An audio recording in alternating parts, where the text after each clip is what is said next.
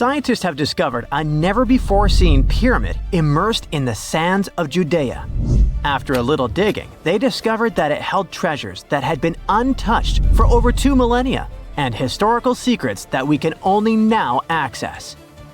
At the Zohar Fortress site, 2,600 feet above the Dead Sea, archaeologists were searching for manuscripts that would provide new information about the history of the site. The excavation was originally part of a long-standing campaign launched by the authorities. Its goal was to protect the sites from looting and unauthorized excavations.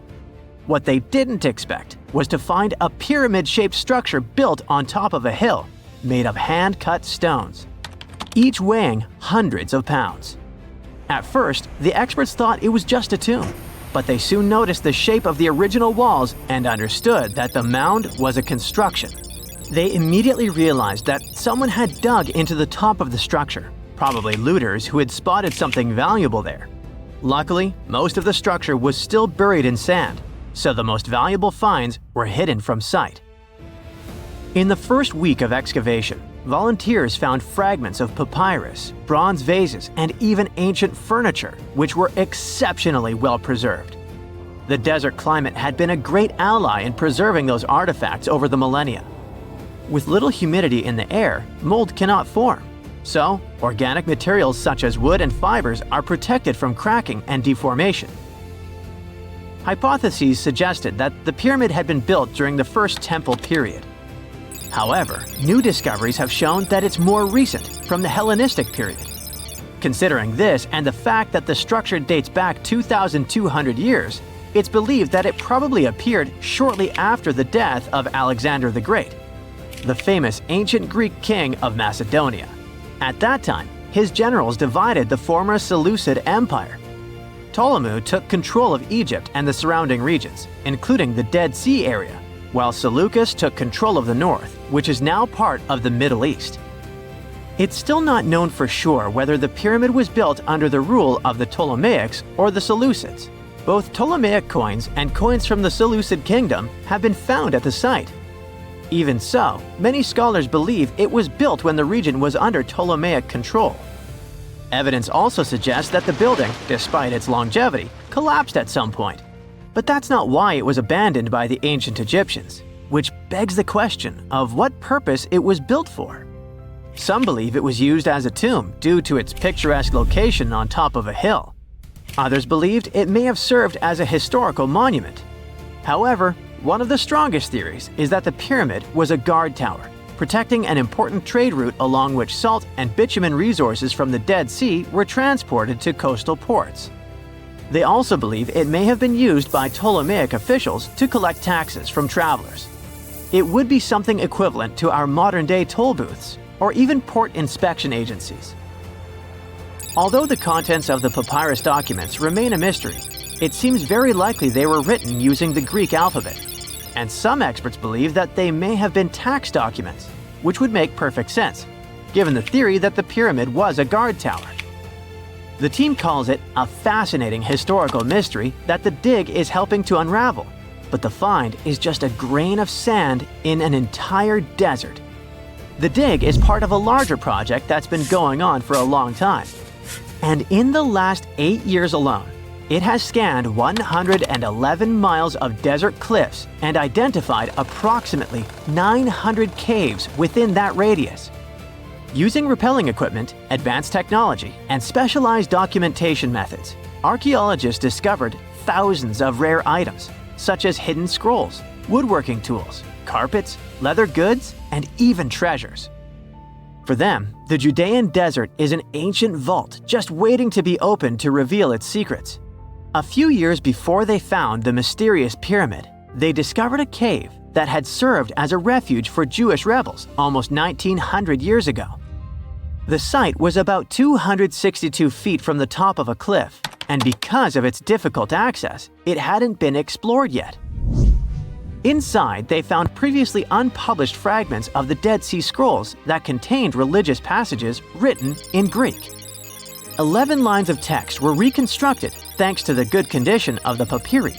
So, scientists were able to identify their etymological content. Probably the best thing, there was no problem with preservation. Thanks to the dry and hot conditions of the desert, the artifacts were in impeccable condition. And there were other historical treasures there. The teams found rare coins, a partially mummified skeleton over 6,000 years old, with skin, tendons, and even strands of hair. There was also a giant basket made of plant fibers, considered the oldest in the world, more than 10,000 years old. With a capacity of up to 26 gallons, it was made about 1,000 years before the invention of ceramics. Speaking of historical treasures, there's another one that has caught the attention of the scientific community. A small piece of fabric that is around 3,800 years old. But it's more than just simple fabric. Dyed with the rare scarlet paint mentioned many times in ancient religious texts, this find is the oldest known evidence of fabric painted with a dye made from insects, known as scarlet worms. This is where the intense red hue comes from. It was a highly valued color, like royal blue and purple, because those insects lived in oak trees and could only be harvested for a short period during the year. So, those dyes were reserved for sacred fabrics, such as priests' clothes, marking status and religious importance. And although this discovery had great significance for archaeology, its size was actually tiny, measuring less than 1 inch. The fragment was discovered in 2016 during excavations in the so-called Cave of Skulls, but it's not known exactly how this fabric got there.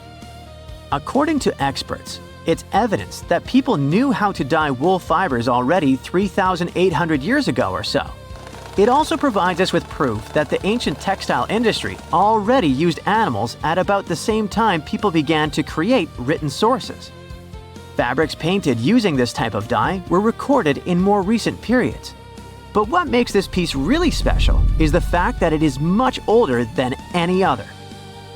Another important discovery was made in 1980, when scientists found a seed that was over 1,000 years old, which turned into a mysterious tree named Sheba. They spent 14 years cultivating this plant, which is now about 10 feet tall, only to discover later that it could belong to an extinct lineage of trees that had grown in the region. The seed dates back to a period between 993 and 1202 CE, and they believe that Sheba may be a biblical tree commonly associated with healing. Although it's not been possible to identify the exact species, since the tree hasn't flowered, we know that it belongs to the genus Commiphora, which is related to famous African plants, such as the myrrh tree. But time has revealed something even more special. Its leaves and resins are rich in compounds that have medicinal, antioxidant, and even skin-soothing properties.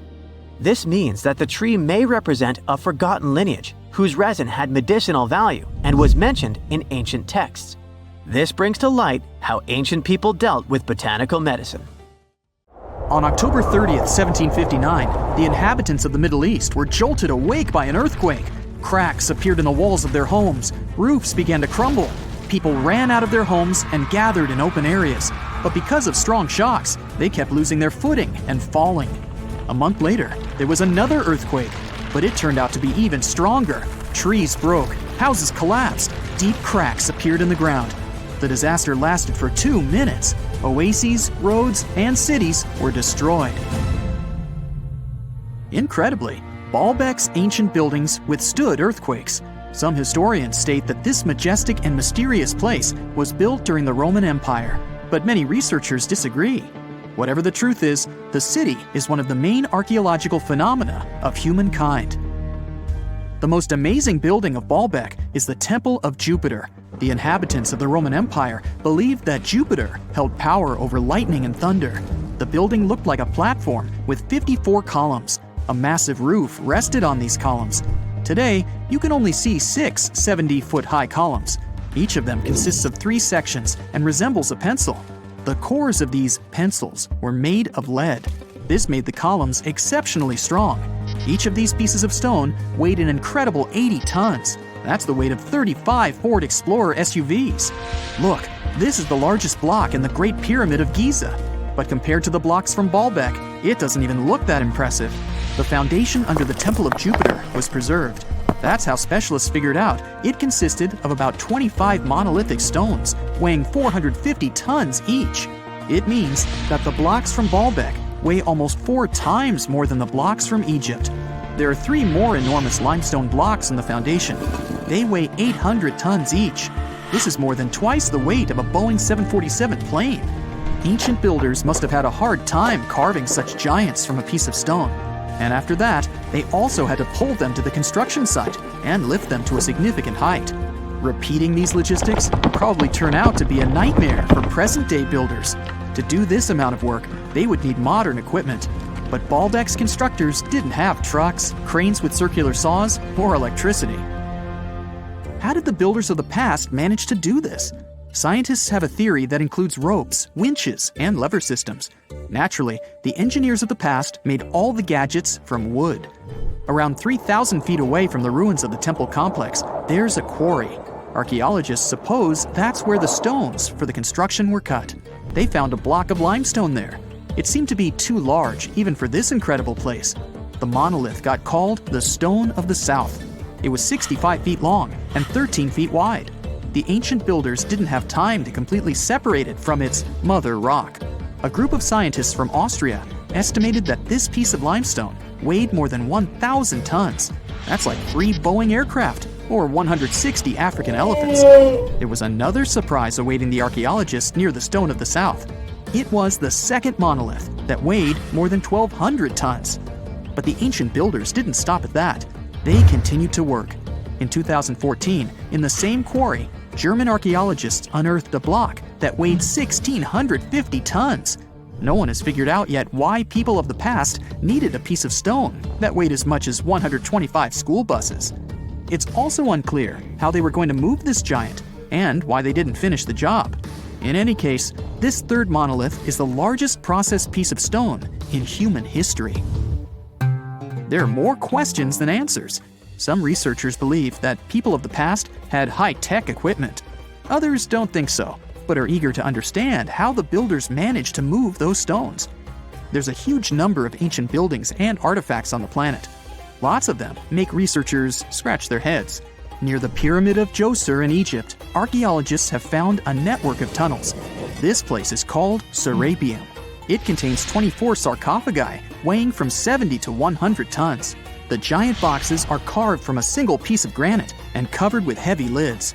The sarcophagi are perfectly symmetrical. To the touch, their walls are as smooth as glass. Even with the current level of technology, this is very difficult to do. But the ancient Egyptians managed this feat. The Lycurgus cup is a priceless artifact and example of ancient nanotechnology. It's made of glass that can change its color. If you put a source of light in front of the cup, it turns green. If the light is behind the goblet, it becomes deep red. In this case, the figure of Greek king Lycurgus turns pale purple. Scientists understood how this color change worked only at the end of the 20th century. Through microscopes, they saw nanoparticles of silver, gold, and copper. They had been added to the glass matrix. Thanks to this, you can observe a color change called dichroism. Interestingly, the gold and silver were grounded into a fine dust. It's almost impossible to do this by accident. Most likely, the ancient experts knew for sure what they were doing. Bolivia has a curious place called Puma Punku. It looks as if an ancient giant played there with an enormous construction set. And after the game, they forgot to put the pieces back into the box. But there are no giants, and the huge stone blocks were carved by ancient builders over 1,500 years ago. Some of the rocks weigh 100 tons. The blocks were brought to an altitude of almost 13,000 feet above sea level from the quarry 60 miles away from the construction site. There's no forest in that area. This means the builders couldn't use trees to make wooden rollers. The monument belongs to the Inca civilization. Scientists are sure they didn't know anything about wheels. In 1992, the inhabitants of a Chinese village decided to drain a pond. Their ancestors had been using it to wash clothes and catch fish for hundreds of years. They kept pumping the water out for 17 days. At the bottom of the reservoir, they made an unexpected discovery. The villagers saw an entrance to a cave going down to a depth of 100 feet.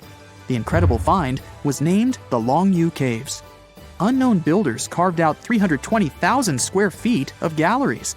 there are separate rooms, bridges, pools, and columns that support the ceiling. The walls of the cave are covered with strange carved lines and patterns. Scientists haven't found any information about who built the caves and why they did it. The construction technology also remains a mystery. Antonio Stradivari lived in Italy in the 18th century. He created musical instruments. More than 600 of his works have survived to this day. 500 of them are violins. One of the instruments was sold at auction for $16 million. The violins made by this master sound clear and deep. Researchers can't understand why Stradivarius instruments produce such unique sounds. Perhaps it's all about the varnish the master used to cover the violins. The answer may also lie in the wood the instruments are made of. In those days, Europe had a cold climate. Because of this, the wood became denser, and the instruments made of it sounded especially pleasing to the ear. In the Indian city of Delhi, there's a 23-foot-high pole. It weighs 6.5 tons and is made of 98% wrought iron. The 1,600-year-old pillar has no signs of rust or decay. Scientists believe that the monument is so well preserved thanks to the dry weather and the chemical composition of the metal. It might be resistant to corrosion. And still, researchers don't know how the blacksmiths managed to make an iron pillar that's not afraid of rust. It seems like a tough feat, even for modern metallurgists. The Al-Nasla rock is divided into two parts by a perfectly straight slit. Each boulder stands on a small pedestal. Some people believe this is the evidence of ancient laser technology. But geologists think the split happened due to the ground shifting or natural vibrations that occurred under the rock. This process led to the appearance of the crack. It had been deepening for thousands of years, and gradually, the natural monument took the form you can see today. Archaeologists have been studying Petra in Jordan for 200 years, and in 2024, they found something they had never seen before. It's a tomb with at least 12 complete human skeletons and artifacts that are over 2,000 years old right in front of the treasury. Bronze, iron, and ceramic items were placed with the deceased, which shows how people honored their loved ones when they passed away. It's a rare chance for scientists to learn more about the Nabateans, an ancient group of Arabian nomads who built Petra. The objects found in the tomb under Petra's treasury are in amazing condition, but the skeletons became fragile because it's damp inside the tomb. They plan to study the remains and extract DNA to see if the people in the tomb were related. While some scientists are solving tomb mysteries, others have trained AI to find new ancient sites for them. They've created an algorithm that works with a special type of satellite imagery. This technique uses radio waves that can peek under things like sand, soil, and even ice to find hidden objects. AI will help search a huge desert on the Arabian Peninsula called the Empty Quarter for archaeological treasures. The lead scientists of the experiment trained the algorithm to recognize hidden locations using data from a site they had found before. The new tech can discover buried structures within 20 inches, which is very precise. Another groundbreaking tech, LiDAR, which means light detection and ranging, helped archaeologists reveal new hidden cities all around the world. LiDAR can see big structures beneath layers of vegetation and map even subtle changes in ancient landscapes. They use it to scan large areas from a small plane flying over places that aren't so easy to study from the ground, like dense jungle. In 2024 alone, they found new Maya settlements in southern Mexico, gardens, roads, and rivers in Ecuador's Amazon rainforest, ancient ruins on the Pacific island of Tonga, and the remains of two medieval cities along the Silk Road route in Uzbekistan. Maybe some smart technology can also explain what Marge Simpson is doing on Earth in an ancient Egyptian tomb from 3,000 years ago. The drawing, featuring a woman with yellow-colored skin, a blue crown, and a green outfit, is alarmingly like the famous cartoon character. If you don't see a resemblance here, I hope you'll at least enjoy an amazingly well-preserved necklace with amethyst and agate beads. It's from another recent find from Egypt, an ancient tomb with 11 sealed burials near Luxor. Archaeologists also found two copper mirrors, one with a lotus-shaped handle and the second with a unique design of the deity of the sky, women, fertility, and love in ancient Egypt. The hair of the figurine was originally made from almost 4,000 mud beads. Another awesome find from 2024 is an ancient Greek shrine with intact burials, a sarcophagus, and plenty of gold inside. They think it was built before the year 300 before the Common Era, and the marble lions, also found inside, were made from the same marble as the Parthenon in Athens. Greece is so full of ancient treasures that the city of Thessaloniki will house around 300,000 of those artifacts in their new subway system. Meanwhile, archaeologists in France have found a monument unlike any other, and they can't figure out what it was used for. It's direct proof that people used to live here between the Neolithic and the early Iron Age periods. The coolest part is a monument made of 3 unique shapes that fit together like puzzle pieces. Some gravel found in the monument could mean there used to be a wooden fence called a palisade. People who built it probably used it for protection or decoration. The team studied the layers of soil around the monument to learn more about its origins. The only tools found so far were sharp flint stones, not the cartoon characters, which were used during the Neolithic period. The next step will be radiocarbon dating to figure out exactly how old the site is. Now, the oldest saddle ever found so far was found in the grave of a woman near the edge of the Taklamakan Desert in northwest China. This saddle is the oldest ever discovered. It was crafted from pieces of leather that were sewn together and stuffed with straw and animal hair to make it soft. Now, normally, things made from natural materials like this don't last very long because they rot or fall apart. But the Taklamakan Desert is so dry that it helped preserve the artifact. The herdswoman who used the saddle was buried in her full riding attire, so this proves that not only men used saddles and took part in herding and traveling. Now let's shift to Guatemala, where an ornate jade mask made by the ancient Maya people was waiting for centuries to be discovered. Scientists use radiocarbon dating to figure out the age of the mask. They believe the mask may represent a Maya storm deity, a powerful figure in their mythology. These kinds of masks were often made to honor Maya royalty, and they were placed in the tombs of kings and queens when they were buried. The king's tomb was also decorated with carvings made using tools crafted from volcanic obsidian. After 15 years of searching, scientists may have finally figured out where the altar stone of Stonehenge comes from. They compared the tiny minerals inside the altar stone with rocks from many places in Wales and England and ruled out lots of spots. Then they found the perfect match with a place in Scotland, more than 466 miles away from Stonehenge. This area might even be Orkney, a group of islands in the far northeast of Scotland where a lot was going on during the Neolithic period. The big question now is how ancient people moved such a massive stone so far. The altar stone is over 16 feet long and weighs more than 6 tons. The new theory is that they might have used boats to carry it across the coastline and rivers. Once it was close to Stonehenge, they theoretically dragged it across the land using wooden sleds, ropes, and a lot of teamwork. Meanwhile, in the north of France, an ancient home popped to the surface during the construction of a new house. It turned out to be a luxury urban house for the elite from the 2nd century of the Common Era.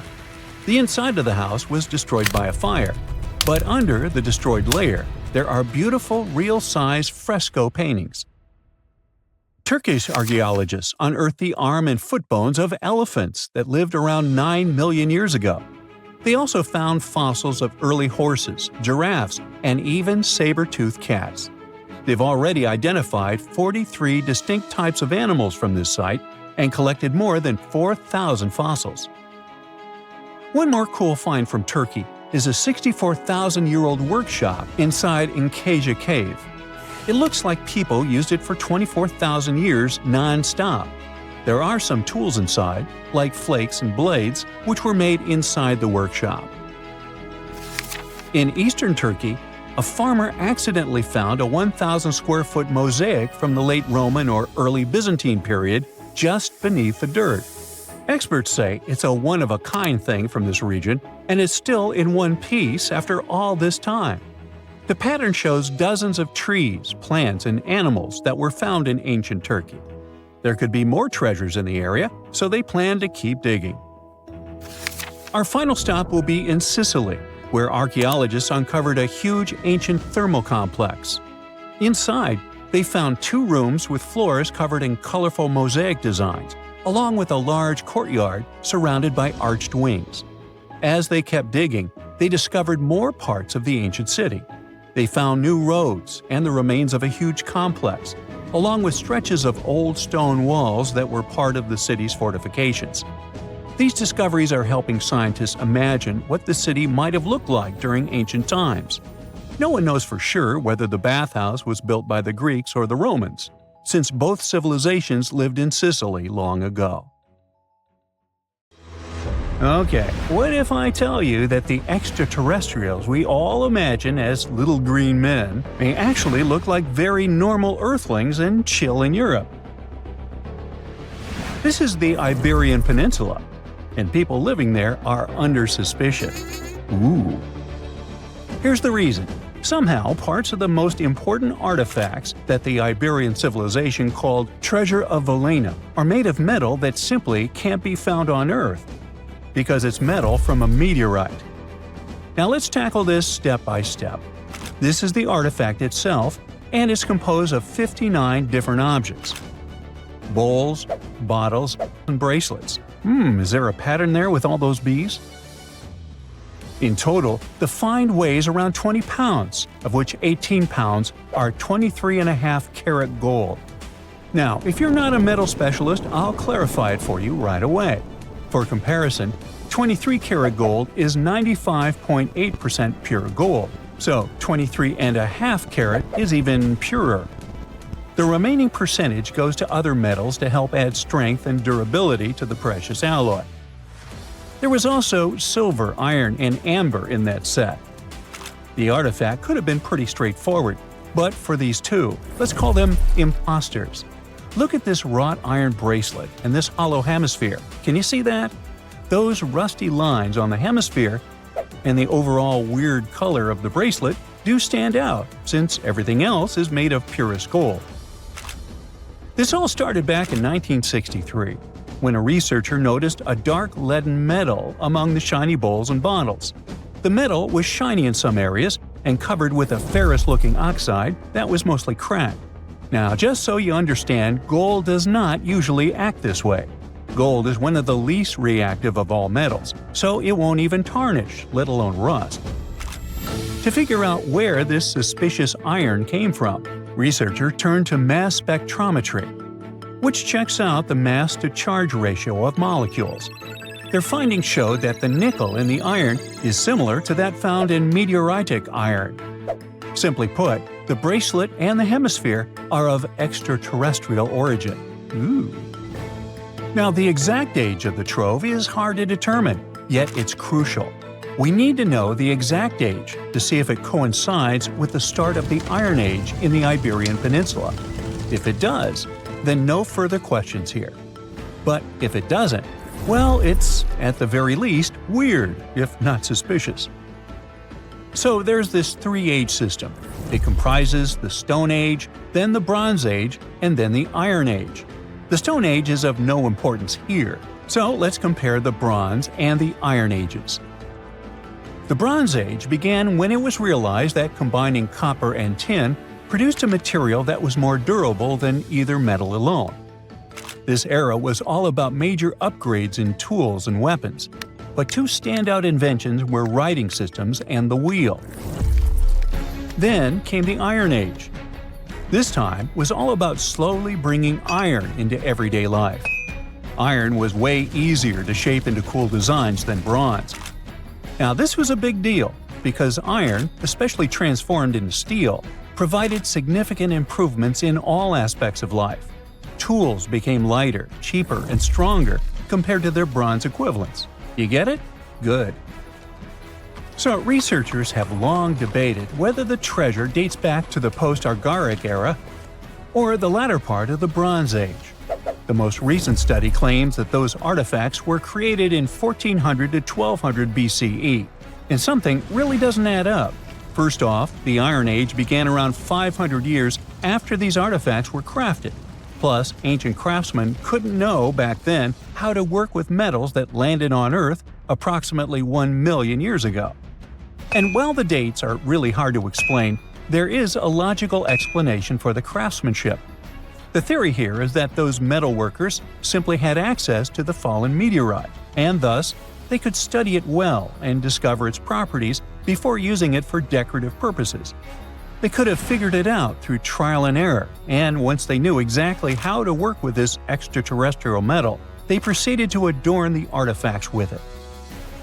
Plus, there were the Phoenicians, who contributed to their craftsmanship. Now, it's true that the Iberian people have been processing metal and making pottery long before the Phoenicians settled on the peninsula. But the arrival of new metalworking techniques and the introduction of the potter's wheel enabled them to produce better quality goods much faster than before. So, we figured out the extraterrestrial origins of the Iberian artifacts. But guess what? This area is still under suspicion. The reason for that is the language they spoke. You see, for most modern languages people use today, there will always be some proto-language. Say for Italian, Spanish, and French, it's Latin, hence their similarities. But wait, Iberian was largely spoken where modern Spain is, so why isn't Spanish similar to it? Well, the truth is, no language today is similar to the Iberian. Maybe only the Basque language, but it's because of some similarities found in their numerical systems. Basque is classified as a language isolate, or simply unrelated to any other known languages, and the only language isolate in Europe. The Iberian language is unclassified. While the scripts written in it have been deciphered to various extents, the language itself remains largely unknown. And look at the alphabet the Iberians had. Looks like it doesn't really belong to our planet. But hold up, this one might be a bit of a stretch. When the Phoenicians came to the peninsula, they brought along their alphabet to the Iberians. But honestly, the Iberians probably weren't keen on just copying someone else's writing system, so they tweaked it until it looked completely different. Let's just say they took some inspiration and ran with it. While linguists can guess to some extent how most characters sounded, actually translating the language is still completely impossible. The Iberian language was non-Indo-European and faded away over 2,000 years ago. And there aren't any similar languages left to help us out. Super frustrating, right? Yeah. We got over 2,000 Iberian inscriptions from tombs, coins, potteries, lead plates, and even cave wall carvings. But aside from a handful of words, we're totally in the dark about what they mean. Now, if we could understand their language, we might have learned that they were great thinkers and all, but we can only contemplate the works of art they left. Iberian culture has a lot of amazing stuff made by talented artisans. We're talking about not just metalwork and ceramics, but also detailed sculptures, textiles, jewelry, and other personal bling. But here's the catch. Making all those luxury items depended a lot on a big farming class. At the heart of Iberian society, most folks were involved in farming and taking care of livestock. Depending on where you were, the types of farming varied. For example, up in the north, they were all about growing grains, while down in Valencia, they focused on producing olive oil and other agricultural aspects. In the west, raising animals was the name of the game. Still, we don't have much information about the day-to-day lives of the many people doing this essential work. Yet, on the flip side, we know a lot about the upper class of Iberian society, who control these agricultural resources and hire the artisans. By the 7th century BCE, we start to see a group of Iberian princes who were living the good life, trading with the Phoenicians, and enjoying fancy luxury items. You can spot this elite class in their burial practices. Cremation was the go-to method for funerals among the Iberians, and wealthy individuals were often found in cemeteries with all sorts of lavish goods and funerary sculptures that give us a peek into the fashion and hairstyles of the rich. Interestingly, starting in the 6th century BCE, there was a noticeable drop in the number of recognizable burials. which suggests that these elaborate funeral customs became more exclusive to a small elite. Meanwhile, the fate of the majority, farmers, artisans, soldiers, and laborers, who made up a big chunk of the population, remains a bit of a mystery. It used to be a pretty advanced civilization, but it vanished without a trace. Researchers think it could have been due to some massive earthquake, but so far, we don't know for sure. The ancient Indian texts mention beautifully decorated chariots or entire palaces called vimanas that could take off and, in a matter of seconds, fly away as far as space. Some people believe these vimanas only existed in Indian mythology, but it's also possible that they were based on a real technology that had been lost over the centuries. According to the Vedas, ancient Indian religious texts, there was the elephant vimana with several engines and many other types named after animals and birds. There was one for local travel, one for visiting different countries, and one for traveling to the moon and various planets. They could develop a great speed. One vimana had the superpower of invisibility. Another one was shaped like a sphere and was built on the winds produced by Mercury. This vimana was said to generate an enormous ray like the sun and make noise like the storm's thunder. All the vimanas were unbreakable and perfect for attacks on foes. Now, to operate a vimana, you'd need to know a lot of stuff, pretty much like today's airplane pilots, 32 secrets in total. They'd cover the aircraft structure and the secrets of taking off and maneuvering without crashing. That's a good thing.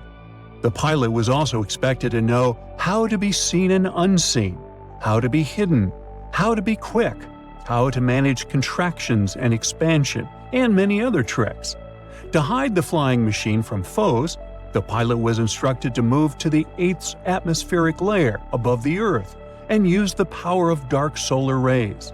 This instruction might sound a bit weird, but there were others, more realistic ones, which still make sense in modern aeronautics. There are sections of ancient texts on the vimanas that focus on details like flight paths, pilot training, navigation, and even suitable clothes for pilots and recommended food for long flights. There was also a lot of technical detail about the use of heat-absorbing metals, the metals utilized, and melting points. The supporters of the theory that the vimanas were more than just myths are sure that the ancient Indians would unlikely go into all these details just for a beautiful story. So, the flying palaces might have been real and way ahead of their time, like many other great Indian inventions. Back in the 6th century BCE, an Indian physician named Sushruta basically wrote the original guide to medicine and surgery. They even called him the father of surgery for his work. Sushruta laid down the details on hundreds of medicinal plants and described complex surgical procedures. He gave instructions on nose reconstructions and skin transplants from one part of the body to another. The original method of rhinoplasty, which involved taking a piece of skin from the forehead to reconstruct the nose, is still used today. But back then, it had a slightly different purpose than surprising your followers on social media. Those nose jobs helped out folks who had lost their noses as punishment for crimes or in fights. Now, you gotta thank an ancient Indian math prodigy for the invention of zero. It might not seem like a big deal, but without it, we would have no binary system and no computers. People before the 5th century CE were only thinking about some sort of a sign to indicate nothing. The invention made addition, subtraction, and other mathematical operations a whole lot easier. You can see the oldest zero in existence carved in the wall of a temple in Gwalior, India. The Indus Valley Civilization was using rulers in 1500 BCE and earlier. Made from ivory, these rulers were found during excavations in what is present-day Pakistan and northwestern India. They were widely used in architecture with amazing accuracy. They had units corresponding to slightly over 1 inch that were marked with precise subdivisions within 5/1000ths of an inch. The next invention is more of a concept than a physical item. Standardization is all about setting the rules based on a bunch of people, things, or interests. One of its cool applications that we've all gotten used to is standard weights. Whether you're using pounds or kilograms, you need these universal measurements for weight, right? For this, we owe a big shout-out to the merchants from the Indus Valley Civilization who lived around 4,000 years ago. They were measuring everything from food grains to fancy luxury goods using these standardized weights. And their weights had decimal and binary mathematical systems going on. They didn't have high-tech gear, but they pulled off some serious precision using complex calculations and even sand for construction. Their art of standardization made its way to Persia and Central Asia, basically becoming the global weight-watching standard. So if yoga is your go-to exercise, you definitely have a personal reason to appreciate the ancient Indian geniuses. Over 5,000 years ago, during the rule of the Indus-Sarasvati civilization in northern India, yoga was first mentioned in the Vedas. Yoga was refined and shaped over the centuries until it grew into a massive teaching with over 200 sacred writings dedicated to this way of obtaining enlightenment. At the beginning of the current era, yoga got a new trajectory thanks to a Hindu writer who laid down a system of yoga in his text, the Yoga Sutras. It became a whole-body rejuvenation, a life-extending practice with poses that you are still doing on the mat today. Yoga has reached the Western world only in the 19th century, and it caught on like wildfire. Chess, the all-time top game for intellectuals, is also an Indian invention. Its ancestor was called Chaturanga, and it was a strategic board game that started gaining popularity around 3,000 years before the current era. This early Indian version of chess was played by 4 people, not 2, and had 64 squares. Each player had 8 pieces, ranging from pawns to kings, bishops to knights, and there was no standard 6-faced dice. They rolled with an oblong one. Players facing off were actually allies, forming 2 teams based on the direction they sat. Chess, that we know and love today, was first mentioned in ancient Indian literature in a legend. It said that the wife of a villain called Ravana had invented the game to amuse him. Now, the word shampoo comes from the Hindi word, which means to soothe or knead. The substance was invented in India in 1762 and was originally used for head massages, hence the name. The first shampoo was made of natural oils and herbs. British traders fell in love with the idea and brought it back with them to England.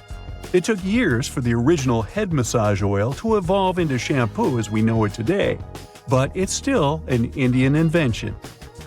Unlike the ancient Greeks, who wore animal skins, the Indians started cultivating cotton back in the 5th and 4th centuries before the current era. They used cotton threads to produce fabrics that soon became a huge hit in the Mediterranean and beyond. Jute and wool also have their origins in India. Cashmere, the finest and most exclusive type of wool, actually comes from the Kashmir region of India. Buttons that sit proudly on that cashmere cardigan of yours also have ancient Indian origins. Some 5,000 years ago, the Indus Valley Civilization started cutting seashells into geometric shapes with tiny holes in them. First, they were just decorations, but then people started using them to fasten clothes. Now, when you think about radio communication pioneers, Marconi's name usually steals the spotlight.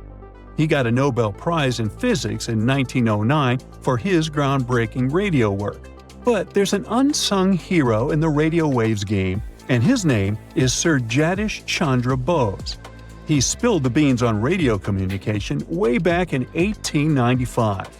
He shot an electromagnetic wave across 75 feet at the town hall in Calcutta, and it went through walls, rang a bell, and even set off some gunpowder.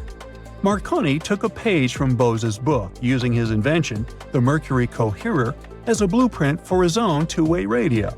Bose didn't patent his genius creation, so he only got his credit a century later.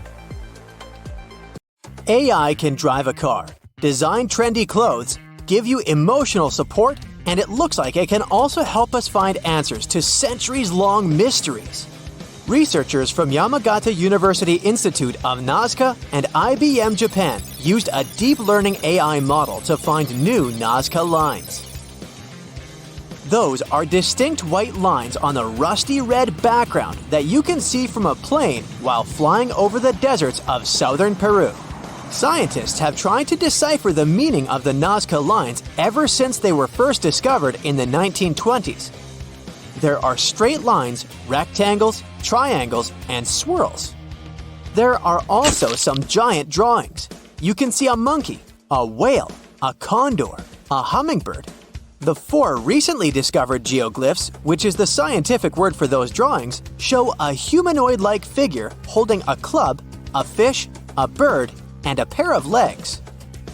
What is the hidden symbolism of all that? And why did the Nazca people decide to draw a humanoid in the desert?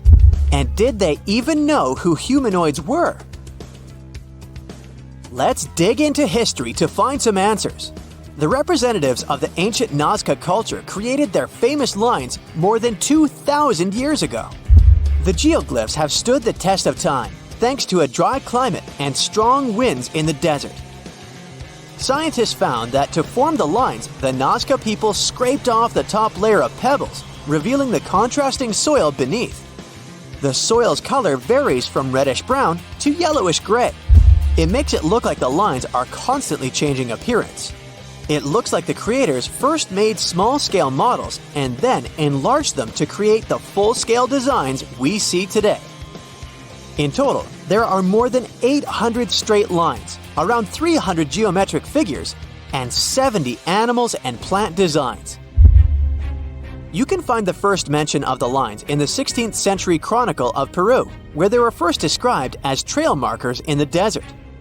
Since you can't really study the lines and their symbolism from the ground, those geoglyphs only became world famous only in the 1930s.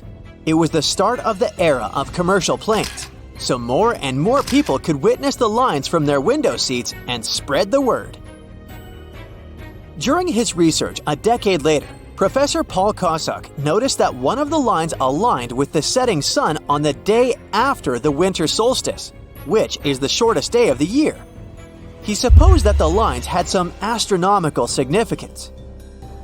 German researcher Maria Reiche, who got the nickname the Lady of the Lines, supported the theory that the geoglyphs served as a calendar and some sort of astronomical purposes. She spent 40 years studying the lines and literally swept them inch by inch. She also moved into a small house close to the lines to protect them from unwanted visitors. And that's how the Nazca Lines mystery was solved. Just kidding. In the 1970s, American researchers began to question astronomical theory. In a region like Nazca, one of the driest places on Earth with only around 20 minutes of rain per year, water is a real treasure. So the straight lines and trapezoids could have something to do with it. They could have been an ancient version of Google Maps, pointing at locations for rituals that the local people organized to get some water and help their crops grow. The images of animals in the Andes region are also related to water. Spiders are thought to be a sign of rain. Hummingbirds symbolize fertility, and monkeys living in the Amazon mean an abundance of water. That could explain the choice of symbols in the desert, but there's no strong proof to support this theory. So the work on explaining the meaning of those mysterious geoglyphs is going on. In the 21st century, the Nazca Lines have become the research ground for archaeologists from Yamagata University. Masato Sakai, a professor of archaeology, together with others on the team, are using high-resolution aerial photography and drones to discover and catalog the lines. They found images of humans, camelids, birds, orca whales, cats, and snakes, most likely created between 100 before current era and 300 current era. Some of the images are around 10 to 20 feet long, and that's why they were pretty tricky to notice. The largest geoglyphs are 1,200 feet across, which is about the height of the Empire State Building. The researchers believe the Nazca Lines were a form of communication in the desert for their creators. The linear ones pointed the direction from valley to valley. The ones drawn on slopes seem to have been drawn along ancient pathways between settlements. Professor Sakai explains that discovering new lines is tricky. Some of them are so poorly preserved that it's hard to spot them in aerial photos. There are also irrigation systems and roads all across the Nazca region, and it complicates the task. And that's where AI comes in handy. The team showed it pictures of previously explored Nazca lines so it could learn what to look for. Then, AI went through tons of footage taken from planes and satellites and also laser data from previous surveys to identify the lines scientists hadn't found before. The system works 21 times faster than humans, and it made some curious discoveries. Scientists then traveled to the locations it chose to verify the findings. In 2019, AI helped to discover a humanoid-shaped character with a rectangular head who is holding a stick and wearing a headdress. It became a real puzzle for the scientists trying to understand the creature's role in ancient society. The little guy is neighbors with another famous geoglyph.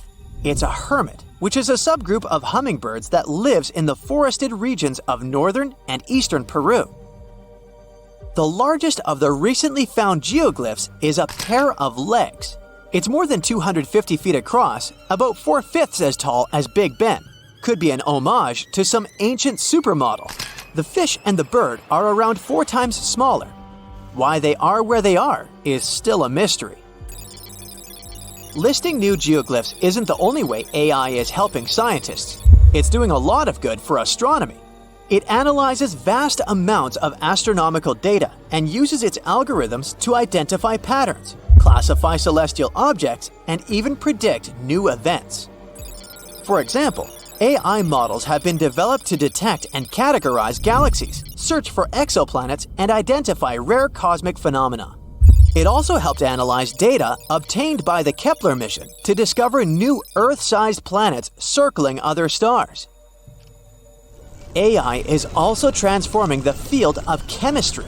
Machine learning algorithms can predict chemical reactions, discover new compounds, and optimize chemical processes. All of this helps scientists save a lot of time and resources in the labs. If you've ever written a thesis, you know that analyzing vast chunks of information can take forever. Now imagine you need to analyze the archives of the British Library's national newspaper. It's piles and piles of history.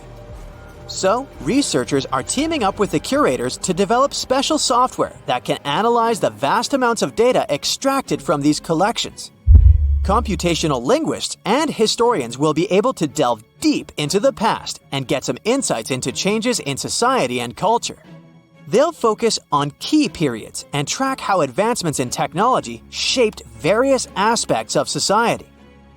AI even helps in the conservation of seals. It's really expensive and challenging to monitor certain species of those cutie pies living in the sea ice zone.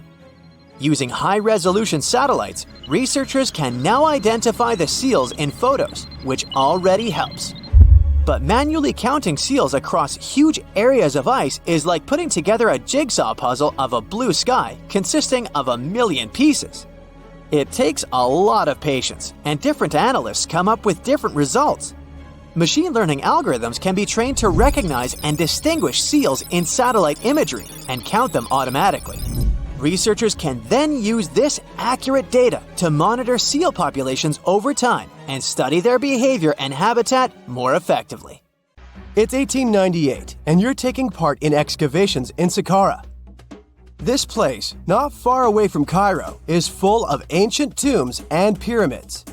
You're in your Indiana Jones mood and hope to find something really phenomenal to become famous. Gold, manuscripts, treasure maps, mummies of famous pharaohs. Wait, a wooden bird? You're really disappointed as it looks like a regular toy. An old one, but still. Little do you know that years later, someone would propose that your bird was actually an ancient monoplane.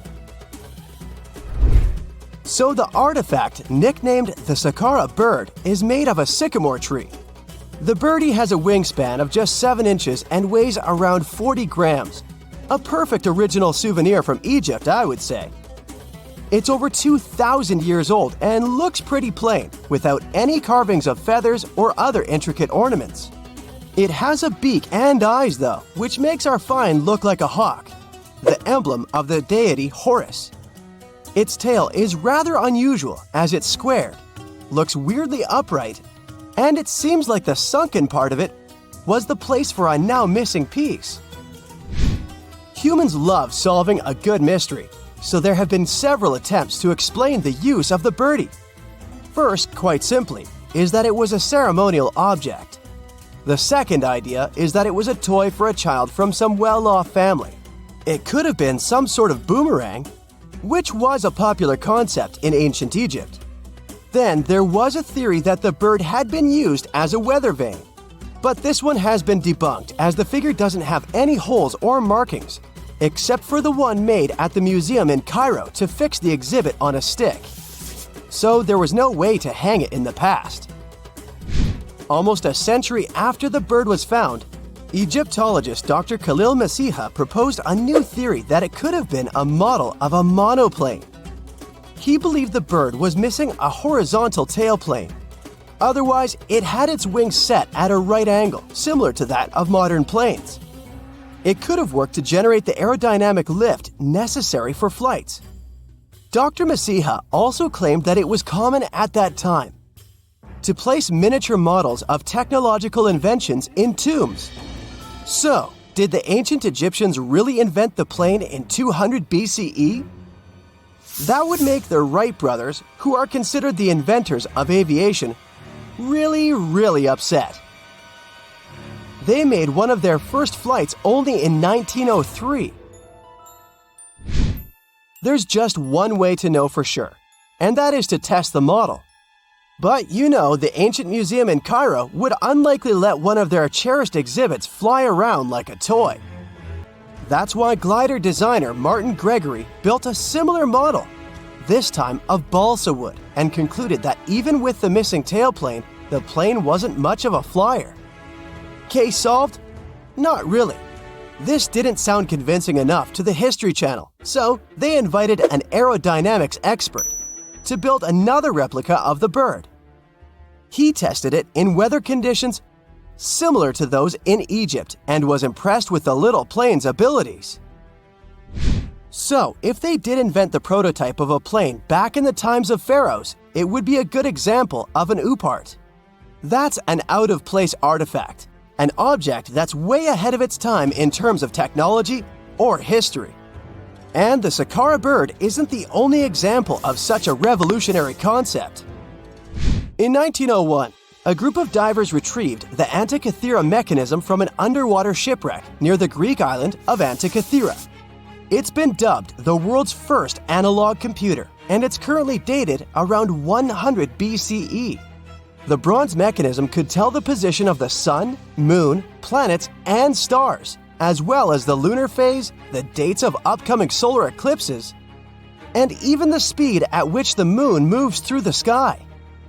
No one's sure who used it and how or where it was made. But it's obvious that it's extremely precise and way too advanced for its time. The first flushing toilets in the world were invented in the middle of the 20th century. Just kidding. The ancient Minoans on the Mediterranean island of Crete and the Indus Valley civilization both came up with this brilliant invention at the same time, around 4,000 years ago. The plumbing and sanitation were so well done that no one managed to design anything better until 2,000 years later. One ancient Minoan lavatory was discovered at the Palace of Knossos. It looks like it had a wooden seat set over a tunnel that directed water from a rooftop reservoir to an underground sewer. Other varieties got water from jugs. Only the super rich people could afford all this glory. So if you wanted to shop for real estate back then, the flushing toilet would be a telltale sign you were in the rich neighborhood. Automated doors became a cool, seemingly new invention back in 1931. But the technology behind them is actually much older. Think the 1st century CE old.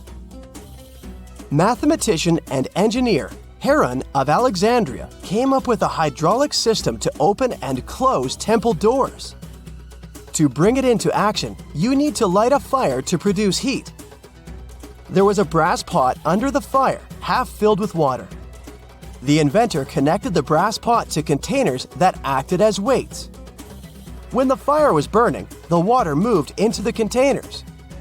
They went down and pulled the ropes. It was nothing like a supermarket door that opens in front of you before you even have time to think. Heron's door took hours to open, and there was no way to stop the process. That's why they only opened the doors once a day before people entered the temple, to add some mysticism at the temple during ceremonies. Spooky. Looks like the first ever battery was invented in Baghdad around 2,000 years ago. A German archaeologist found this oval-shaped clay jar in 1938. Scientists are still not sure what purpose it served and who exactly invented it. There is a theory that it was used for electroplating objects with precious metals. When they filled it with a weak acid like vinegar, the battery produced around 1 volt of electricity. Another theory says it was a vessel for sacred scrolls.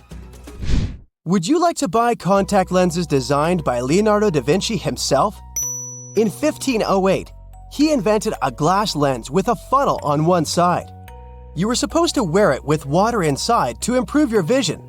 Sounds a bit uncomfortable, doesn't it? So, around a century later, French scientist René Descartes decided to improve the idea and make the cornea contact the future lenses. Contacts because they contact your eyes, get it? The glass tube with liquid did help improve vision, but blinking was sadly impossible. 2.5 centuries later, new technologies in the glass industry let scientists design contacts that would fit in the eye and even let the wearer blink. Thanks, guys! Still, those lenses were made of heavy blown glass and didn't let the eye breathe. About 50 years later, contacts became plastic, lightweight, unbreakable, and scratch-resistant, but still covering the entire eye. And then, in 1948, an English optical technician accidentally sanded down a plastic lens and figured out they'd still be in place even if they covered only the cornea. Imagine you're living in 19th century London and need to send a message to New York. It would have taken about 10 days to get there by ship.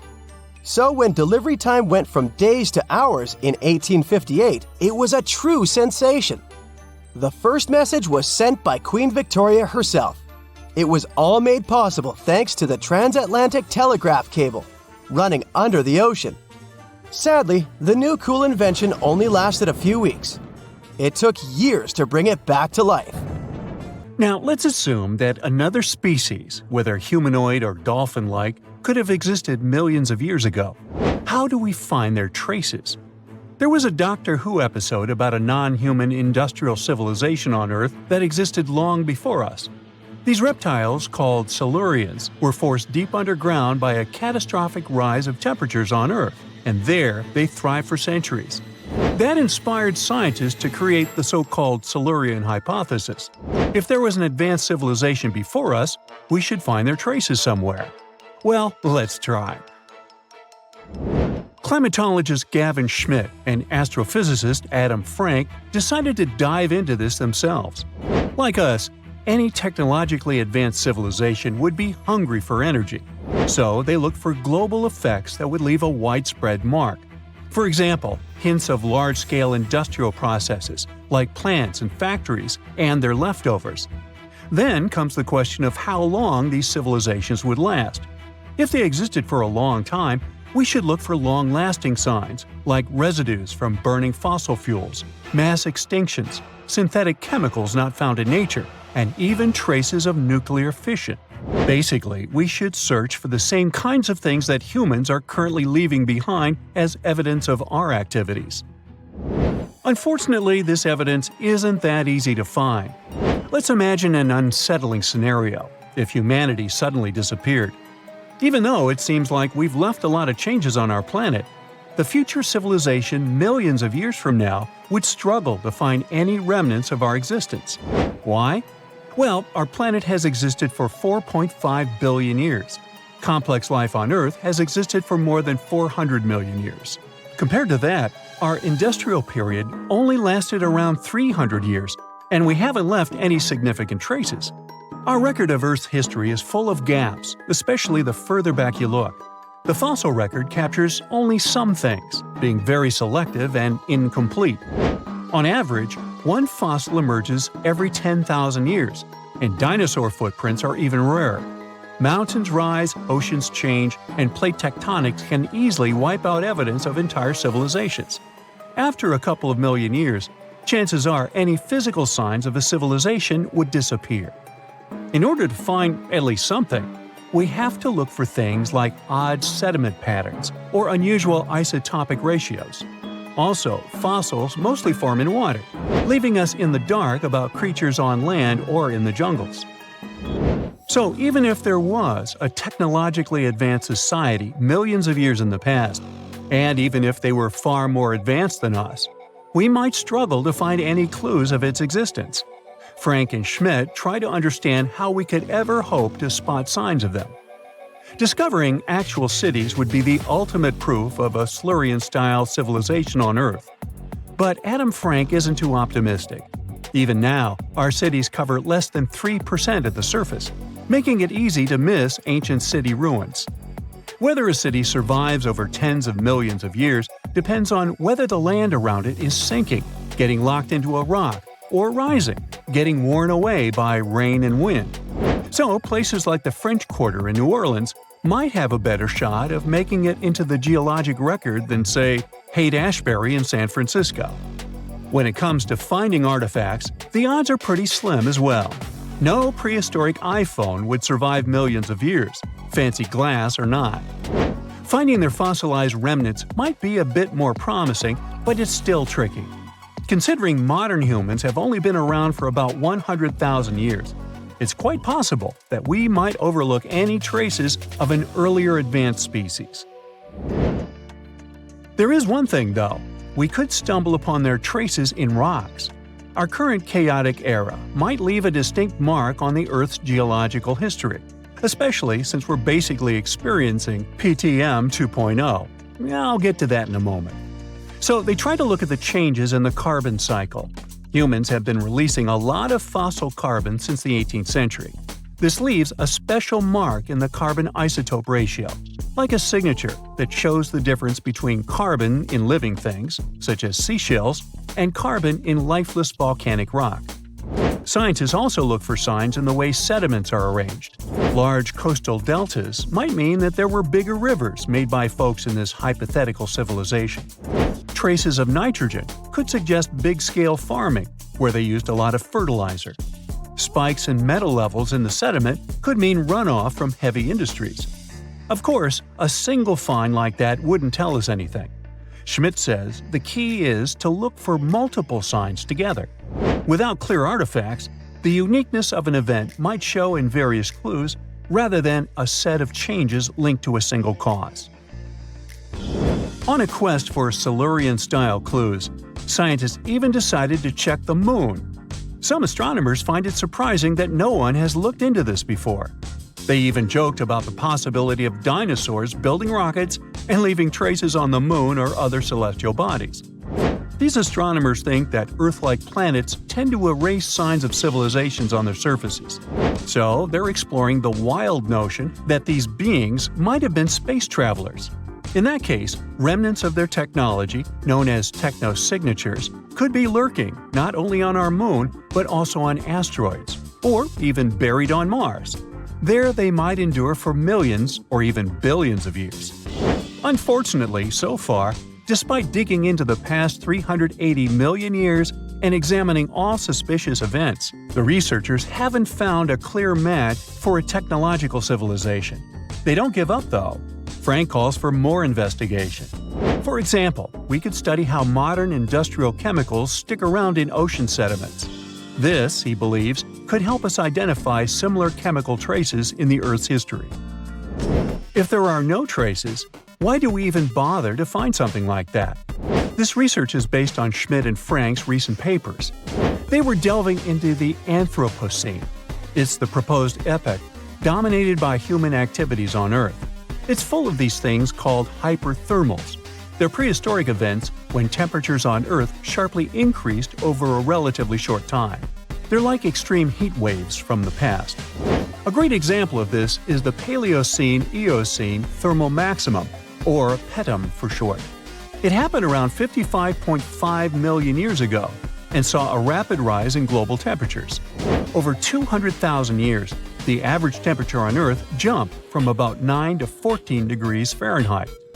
We study these hyperthermals to understand how they occurred, from natural causes or human activities. So, these hyperthermals sparked the genesis of Frank and Schmidt's research. To study them, scientists started examining chemical signals and tracers left in rocks. When doing that, Schmidt and Frank uncovered some eerie parallels between all the climate issues we have today and past periods of rapid temperature shifts. There's a close similarity between the PETM and other hyperthermal events. So all this work isn't just about solving a historical mystery. Understanding our impact on the environment can guide us to finding better ways to live in harmony with the planet and avoid becoming a forgotten species in the future. Our Milky Way is filled with lots of planets that could be just right for life, but we don't know if there are other civilizations out there. Earth is the only place we know of with living beings. About 200 years ago, people wondered if there might be civilizations on Mars. Back then, it was a real question. But once we got pictures from space probes, we decided there wasn't any evidence for it, and that idea got stuck in our minds. Now, it's not even considered a valid topic for serious science. It's seen as kind of silly. But no one has set clear limits on what could have happened on our own planet a really long time ago. So, even if there is no proof, we shouldn't throw away the possibility. Don't forget, it took humanity a while to recognize dinosaurs. Maybe Silurians are just patiently waiting for their time. How much time passed between the inventions of the first computer and the appearance of the modern one? The first electronic computer in history is the ENIAC, Electronic Numerical Integrator and Computer. It was invented in 1945 by American scientists. But there's an older machine. It's the Babbage difference engine. English engineer Charles Babbage built it in 1822. This means more than 200 years have passed since the first computer, and we would have thought so if, at the beginning of the 20th century, divers hadn't discovered a computer more than 2,000 years old. In 1900, a group of divers searched for sea sponges in the Mediterranean Sea between the island of Crete and mainland Greece. But instead of sponges, they found sunken treasure ships. It was one of the most significant archaeological finds of that time. At the bottom were Greek marble sculptures and many other artifacts. Among them, divers found a strange piece of stone the size of a large book. They ignored it and put it with other finds in the museum. A few months later, archaeologists began to study the block and discovered that a strange object with bronze gears was hidden inside it. This shocked all scientists because, according to historical data, such things could not exist in ancient Greece. The technologies of that time were not so developed. Scientists started studying this object and realized they had no idea what it was. They called it the Antikythera mechanism, and they had been trying to unravel its purpose for over 100 years. The fragility of the object added complexity. It had been underwater for a millennia. Its internal instruments were damaged, and when scientists touched them, they fell apart.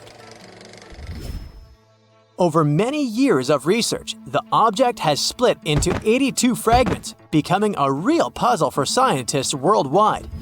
They found out that it was a machine designed for astronomical calculations.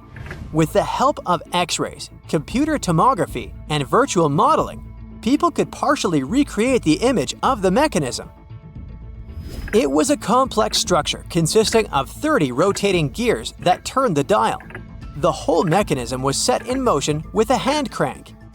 All this was necessary for the ancient Greeks to track the positions of the moon and the sun and calculate the time of eclipses and the Olympic Games. It's as if Silicon Valley was in ancient Greece and the best minds united to create a revolutionary startup. The Antikythera mechanism showed that people in the distant past had excellent knowledge of astronomy and technologies for studying the starry sky.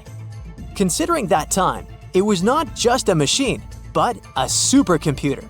People entered data into it and got the result after the complex calculations it performed.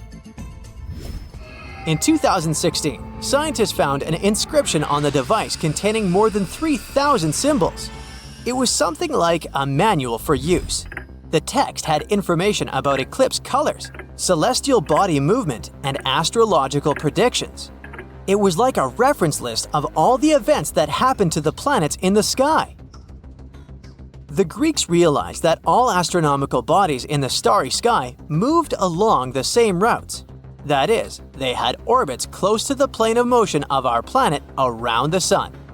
Ancient astronomers couldn't calculate the path of their movement, so they created the Antikythera mechanism. This was one of its main functions. The researchers found confirmation of this version in the words of the Roman lawyer Cicero. In one of his quotes, there was a mention of a computing machine created by mathematician Archimedes. According to Cicero, the machine could depict the movement of 5 stars called wanderers. At that time, people called celestial bodies that way. Archimedes had lived before the Antikythera mechanism was invented, but perhaps he created the drawings that became the basis of the device. The mechanism worked, and when you turned the handle on it, it rotated the gears in the front and rear parts of the device. And then, the dial showed you the direction of movement of space objects. Besides, the machine had an astronomical calendar inside and tracked the time of sporting events, such as the Olympic Games, and also helped to calculate the exact time of the eclipse. Apparently, the Antikythera mechanism was something like a powerful organizer used by scientists or wealthy citizens of Greece. But what is most unusual is that its creator probably installed the function that changed the observation properties depending on the observer's location. This means that ancient astronomers had to enter different coordinates in different areas for the correct result. NASA computers can do all these things today. These expensive multi-million-dollar devices work with electricity, chips, processors, and thousands of other things. And the ancient Greeks achieved the same result 2,000 years ago with the help of this small device. This changes the idea of the technologies of ancient Greece. People of that time had plumbing and used steam to control some equipment. They were developed, but no one expected them to go so far. Archaeologists were sure that people of ancient times used giant rough gears to operate windmills. And now, it turns out that they could create small and complex mechanisms that modern scientists couldn't figure out for 100 years. Divers continue to study the seabed where the Antikythera mechanism was found. They have already found other items, such as nails from the ship and a bronze ring. Such underwater excavations are dangerous and complicated, so the research takes a long time. Experts think that the Antikythera mechanism was not a single copy. Perhaps the ancient Greeks made the same or similar machines. Maybe they're hidden somewhere or were melted down to create something else. In those days, bronze was a costly metal, so when ancient astronomical computers broke down, people could melt them and sell the metal. Some researchers refer to the Antikythera mechanism as the ancient prototype of all modern devices. Phones, computers, and tablets have something in common with this machine. By the way, have you heard of the odometer device? This device tracks the distance traveled by car or other means of transport. Nowadays, odometers are digital, but this technology used to be mechanical, and the ancient Greeks were the first to invent it. According to some records, Archimedes might have created it. The Roman later adopted this device for use during long journeys to aid in road construction. The ancient Greeks were the first to attempt to understand the rules of geometry. The Babylonians and Egyptians used geometry in different spheres of life. However, the Greeks decided to use logical reasoning to establish the rules and formulas that we still use today. Archimedes observed that when a solid object was immersed in water, it displaced a mass of water equal to the volume of the object. Have you heard of the Hippocratic Oath? This document is read aloud by all doctors before they start practicing medicine. For us, concepts such as confidentiality between a doctor and a patient seem commonplace, as well as a doctor's duty to always try to cure and save people's lives. But all of this was invented by ancient Greek Hippocrates. In addition to the famous oath, he was one of the first to make a scientific leap in medicine. In ancient times, people viewed illnesses as punishment for bad deeds. But Hippocrates discovered that diseases were natural and that the human body could react differently to them. This may seem obvious now, but the ancient Greeks reached this conclusion in 460 BCE. Aristotle was the first to suggest that our planet is a sphere, and thanks to him, we enjoy movies, TV series, and performances. The ancient Greeks invented theater in the form we know it today. Aristotle wrote the first rules of drama in history, which guide directors and screenwriters on how to keep the viewer's attention. Greek writers created plays in various genres, including tragedies, satires, and comedies. All of this contributed to the formation of Western culture, and that's why many directors enjoy staging ancient plays. And this is only a small part of what the Greeks invented. Therefore, it's quite logical that they were able to create the Antikythera mechanism.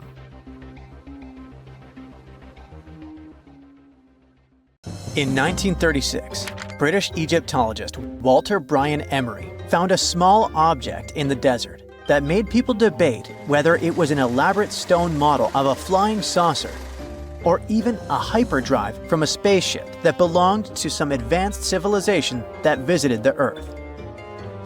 Emery spent years excavating sites along the Nile River Valley, especially in the huge ancient necropolis of Saqqara. He found countless treasures from ancient Egypt, and the most bizarre one was definitely from the tomb of a high official, Sabu. Historians don't know exactly who he was for sure. Some sources say he was a king's son. His burial at Saqqara means he was an important figure in the royal court. There are no records from this early period he lived in, so Sabu's role and fate are still a mystery.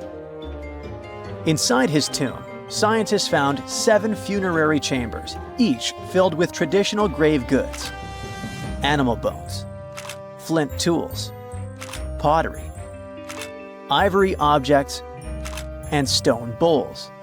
And then there was a strange, broken artifact that became famous as the Disc of Sabu. It resembles a shallow, round-bottomed bowl, but with 3 delicately carved, curved lobes spaced roughly 120 degrees apart around its perimeter. These lobes are separated by 3 holes, and at the center, there's a thin tube.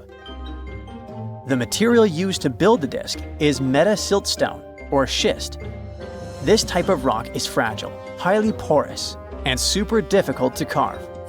It flakes easily and crumbles under pressure. So how they made the disc out of it with rather simple stone and copper tools from 3000 BCE is still a mystery. The next big question is why they decided to bury Sabu with it. Perhaps if we knew its true purpose, it would make more sense. When it was first discovered, archaeologists thought it was nothing more than a vase, an incense burner, or a ceremonial decoration. But those who took a closer look from the point of view of an engineer decided it could actually be a component of a larger mechanism.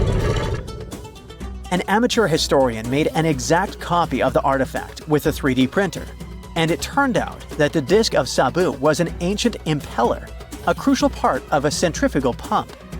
When they put it in a housing and span at high speeds using the small central shaft, the disc was able to displace water. When it was tested without a housing, the disc created a powerful vortex. It became clear that the curved lobes and slightly concave shape of the disc weren't random.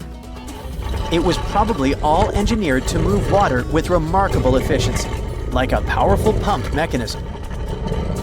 Ancient Egypt's entire civilization depended on irrigation. Later dynasties perfected basin irrigation and managed to control the rise and fall of the Nile to take the most from agriculture. So, the engineers of the first dynasty may have been experimenting with advanced irrigation techniques thousands of years earlier than scientists previously thought. But then again, some people have doubts schist is strong enough to be used for a pumping mechanism. They suggest that artisans from Egypt's first dynasty were trying to recreate an even older object, using whatever tools and materials they had. It could be a stone replica of something originally made from metal, possibly belonging to a civilization far older and more advanced than ancient Egypt itself. One Swiss author takes this idea even further and proposes that the disk is a copy of a component from an extraterrestrial spaceship's hyperdrive, or stone model of a flying saucer. One French researcher believes the disk of Sabu was part of a secret massive factory system to manufacture sodium carbonate inside pyramids. Some people suggest that the disk may have been a primitive tool for weaving ropes. The lobes held strands of silk or fiber that were twisted into twine when it was spun. Or it may have been a gigantic lamp. Another historical mystery is a map from 1513 that is believed to be the oldest surviving detailed map showing the Americas. The author of the map is a Turkish captain, Piri Reis. He never crossed the ocean himself and put together this map from 20 regional maps. He used an Arab map of India, 4 Portuguese maps showing India and China, and a map of America by Christopher Columbus as he saw it. This last map was lost for many years, so Reis's map gave us an idea of what Columbus must have recorded during his third voyage to the New World. A historian who studied the map suggested that it showed Antarctica in prehistoric times because it strangely resembled Antarctica's true coastline, the way it looked when it was free of ice. But it was later proven that this idea wasn't right. Another idea that rocked the science world was Klerksdorp spheres. They were found in deposits of mineral pyrophyllite in South Africa and looked like tiny ancient cricket balls with lines around the middle. Back in the 1980s, there was a theory that some super advanced pre-flood civilization we know nothing about had made these spheres. One journalist shared stories about how they rotated on their own in a display case. There was also a TV show that invited a psychic who was telling everyone the spheres were pieces of an ancient spaceship. But according to geologists, these spheres are pretty regular spherical objects formed from different minerals than the surrounding rock. The seam-like lines on them are just imprints from the host rock's layers building up over time. The Klerksdorp spheres come in different shapes, from flattened spheres to distinct discs.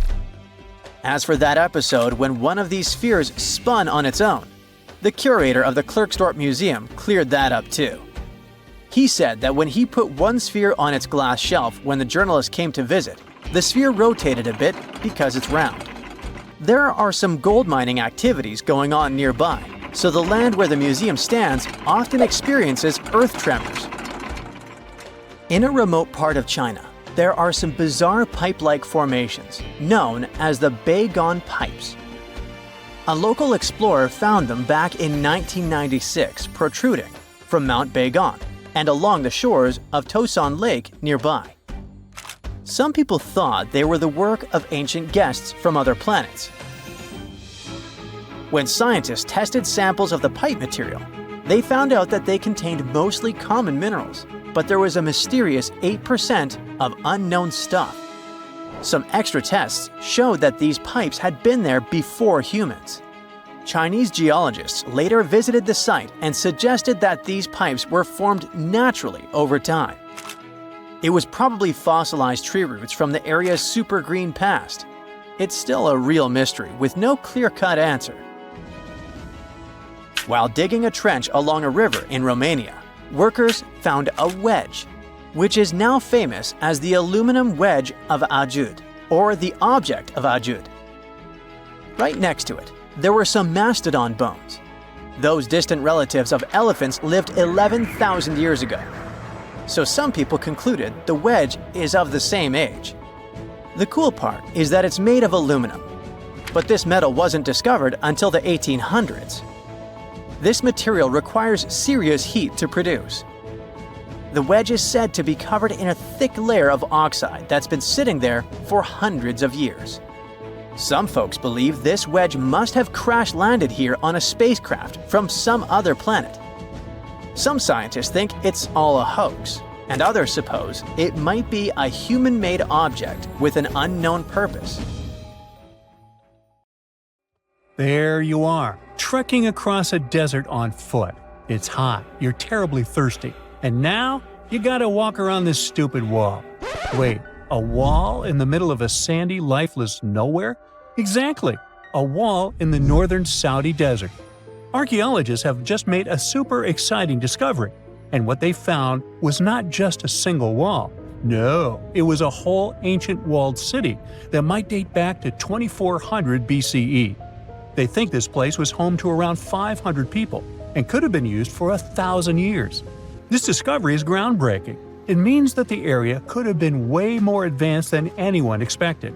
The city was well organized, with different zones for living, towers and strong walls for protection, and different sections for all kinds of daily life. This ancient city, now called Al-Natab, was basically an oasis town, and it's great since it can give us a peek into what life might have been like in this desert thousands of years ago. Apparently, they had clearly separated areas, like residential sections, a cemetery, farmland, and even a town center. This oasis city, found in the Khaybar area, is the first big organized settlement from the 2nd or 3rd millennium BCE that researchers have uncovered in northwestern Arabia.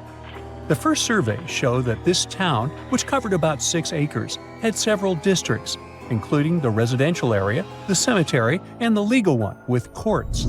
The houses were set up in neat rows, all connected by small roads. Those streets kept the residential area separate from the rest of the town. Back then, most people in this region were nomadic herders, always moving around. But archaeologists have been sure that during the Bronze Age, northwest Arabia had small walled towns and oasis centers scattered across it.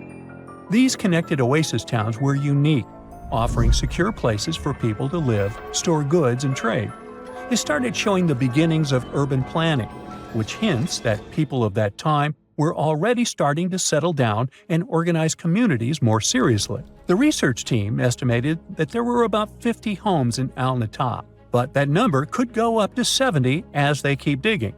They think that a few hundred people lived there, and probably one of the coolest things is that some houses went up to 3 stories tall. Built on a slope near a couple of major trade routes, this city was set up in a prime spot. Now, one of the most impressive things about this place is its water supply. The oasis had springs and aquifers, which are underground water sources, and such conditions were perfect for farming. Those water sources meant residents could grow their own food, making the town self-sufficient. The outer walls probably helped control who could enter the town and get access to its resources. This settled way of life was an impressive shift from nomadic living to a more agro-pastoral lifestyle, which means a mix of farming and herding animals. Another find that supports this theory is a bunch of tools like grinding stones, mortars, and pestles discovered inside the town. People there must have ground grains and prepared food. They had a diet of cereals, meat, and milk from animals they raised themselves. These astonishing findings show that the inhabitants of the town could easily feed themselves and were surprisingly advanced for that time. Thanks to better access to Saudi Arabia in the past couple of decades, archaeologists now have a much clearer picture of what life there was like thousands of years ago. The most exciting thing is that Al-Natab might have been part of a whole network of similar fortified oasis towns spread across the region, and all of these connected sites could show us how trade routes and small settlements worked together at that time in that arid area. Now, at the same time, this recent discovery isn't the only one that has the scientific world buzzing with excitement. How about we visit Egypt and see for ourselves? After all, archaeologists have just found a stash of ancient Egyptian and Greek treasure underwater. They were exploring the lost city of Thonis Heraklion off the coast of Egypt, which sank more than 1,000 years ago. This city was legendary, and nobody even knew where it was until it was rediscovered in 2000. Now they're uncovering more and more, and on this dive, they found a pile of gold and silver treasures. Those were probably used in rituals to bless Egyptian pharaohs when they took the throne. The researchers even found an ancient Greek temple dedicated to Aphrodite and some super-old Greek weapons. Frank Gaudio, the lead archaeologist, said it was astonishing that those delicate objects had survived the disaster that brought the city down. Back in its prime, Thonis Heraklion was one of the biggest port cities in the Mediterranean. It was a huge center of social life and was the main entry point for ships from Greece coming into Egypt. But tragically, due to rising waters, earthquakes, and a catastrophic tidal wave, the soil underneath the city literally turned into mush, and then the entire city sank into the Mediterranean. It was forgotten until Gaudio's team found it in 2000. Since then, they've been uncovering new parts of the city and piecing together its history little by little. If a lost underwater city doesn't seem impressive enough, we can travel to the Amazon. The discovery made there is truly mind-boggling. For centuries, people have talked about lost cities deep in the Amazon, like El Dorado, that mythical city of gold that lured Spanish explorers into the jungle. A lot of them never came back. Then, in the 1900s, a British explorer named Percy Fawcett went searching for what he called the lost city of Z, and he too disappeared. But now, finally, scientists have actually found proof that those lost cities in the Amazon were real all along. A team of scientists use a tech called LiDAR, which basically allows you to see through thick jungle from above by bouncing light beams off the ground. They flew over the jungle in Bolivia in a helicopter about 650 feet up and mapped out those hidden ancient cities. What they found were ruins of a huge urban settlement built by the Kasarabi people who lived there from 500 to 1400 CE. And it wasn't just a couple of buildings here and there. No, the LiDAR maps revealed massive urban centers, pyramids, platforms, roads, canals, and causeways, all carefully laid out. Turns out the Amazon wasn't just an untouched jungle. It was once home to big, complex cities. A scientist from the German Archaeological Institute explained that Europeans had long ignored the possibility of ancient Amazonian cities, but the LiDAR maps showed they were wrong. The new maps have revealed 26 sites, including 11 that no one even knew existed. Researchers have discovered two main city sites, Landivar and Kotoka. They had massive moat causeways stretching out like spokes on a wheel, linking the main cities with smaller surrounding settlements. Some of the canals even connected the cities to rivers and a big lake, which allowed water to flow through the area. Over the years, scientists found scattered ruins all over this region, but the thick jungle made it nearly impossible to connect the dots and see if or how they were related. With LiDAR, the whole layout came to life, showing that those sites were part of a much larger organized urban system. It's now also clear that the sites had a greater meaning, since everything is lined up in a way that could be symbolic of the spiritual beliefs of the inhabitants. The Kasarabi culture isn't as famous as the Maya, but they had a thriving society in an area that faced huge challenges, like yearly flooding. And although the nearby Andes had their own monumental sites, the Kasarabi were doing something absolutely unique. They even had reservoirs to store water, which suggests they might have been dealing with occasional droughts, which is pretty unusual for the Amazon. Actually, those terrible droughts could be why the Kasarabi eventually left their cities around 1400 CE. A ship filled with gold and other treasures worth over $13 million was found in the middle of the Namibian desert after almost 500 years. The worker who found it was actually looking for diamonds, but ended up with something way more valuable for history. There were some blocks of copper, some wood, pipes, and elephant tusks. The miners called for an archaeologist, who soon realized it wasn't a disturbed beach like they thought, but a shipwreck. All evidence showed that it was a Portuguese trading vessel, Bom Jesus, that went missing in the 16th century. Experts believe it was a special kind of ship that was bigger, stronger, and better than older ships from Portugal and Spain. These ships were built to take Portuguese explorers on long trips to distant places like India, China, and Japan, and come back with tons of cargo. The Bom Jesus was likely carrying treasures from Lisbon, Portugal, to Western India. But it looks like on its way around the southern tip of Africa, near Namibia, a big storm pushed the ship too close to the shore. The ship hit a rock, tipped over, and broke apart, sinking into the ocean. Archaeologists found treasure from the captain's chest under the water, which probably fell out when the ship's wooden hull broke. They also found pieces of the ship scattered along the shore, likely from the violent storm and later by construction in the area. The storm must have been very fierce, but they didn't find many bones, which means most of the crew may have survived or were lost at sea. The ship was split into 3 sections and incredibly well preserved, thanks to the thick layers of sand that covered it and prevented rot.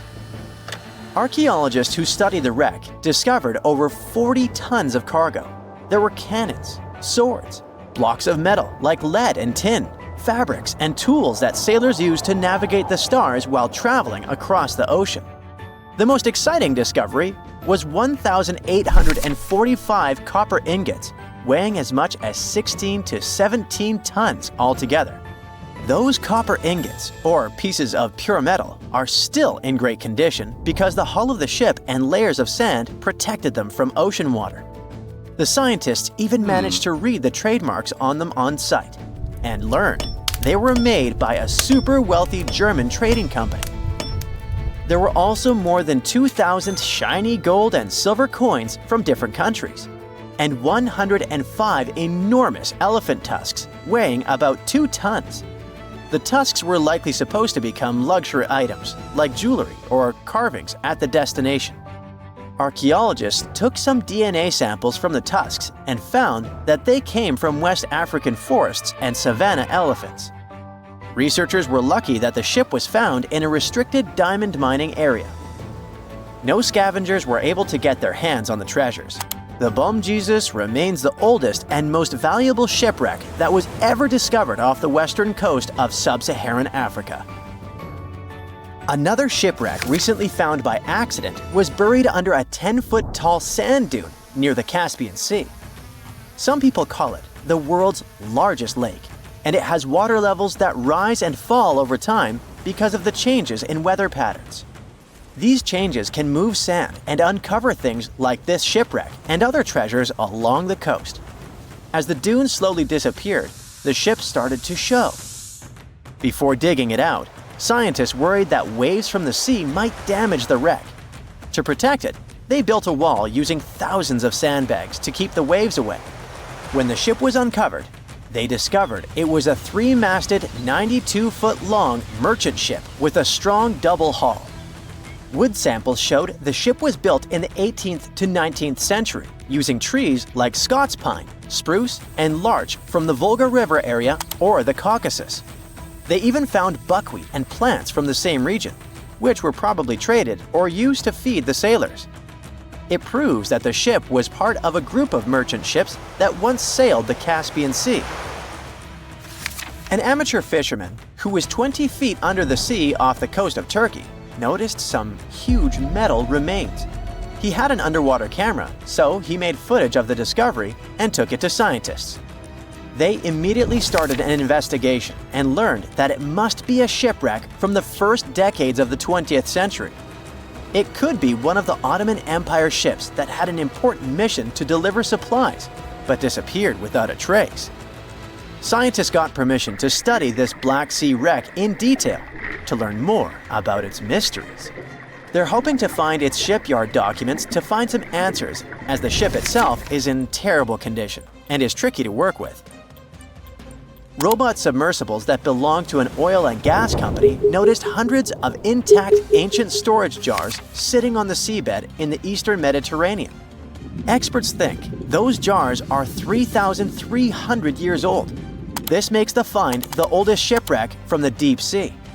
The jugs were probably used to store oil or other agricultural products like fruit. This proves that the people who made them organized maritime trade, and had incredible navigational skills. It looks like the ancient mariners managed to traverse the Mediterranean Sea without a line of sight to any coast. All they could see was the horizon, so they must have used the sun and other stars to find their way. Off the coast of Sicily, under 20 feet of sand and rock, archaeologists found a shipwreck so old that they aren't even sure what materials were used to build it. They think the ship is from the 5th or 6th century BCE, which means it's over 2,500 years old. This ancient ship wasn't alone. Researchers also found 2 iron anchors shaped like an upside-down T from around the 7th century of the Common Era, and 4 stone anchors from prehistoric times nearby. One of the stone anchors was broken and may have had wooden pieces attached to help it hold on to the seafloor. They figured out that the ship itself was built using the on-shell technique. The wooden planks of the ship were connected so tightly that they could support the ship on their own, with extra beams added just to make it stronger. Sadly, the ship's wooden hull is very fragile now because tiny sea creatures that eat wood have damaged it over the years. Scientists are being extra careful as they study it to make sure it doesn't fall apart. This discovery is such a big deal because it was built during a time when Sicily was super important for trade. Back then, the Greeks and Punics were trying to take control of the seas long before Rome became the ruler of the Mediterranean. By studying this ship, scientists hope to learn more about how people traveled and traded in those ancient times. One more shipwreck, this time off the coast of Kenya. Could be from Vasco da Gama's final voyage. This Portuguese explorer was the first European to reach India by sea around the Cape of Good Hope. Local fishermen discovered the shipwreck in question in 2013. When an underwater archaeologist came to check it out, he found some treasures at the spot: elephant tusks and valuable copper ingots. If this find really has to do with Vasco da Gama, then it must be from the 16th century. It was the year of his 3rd and final voyage to India.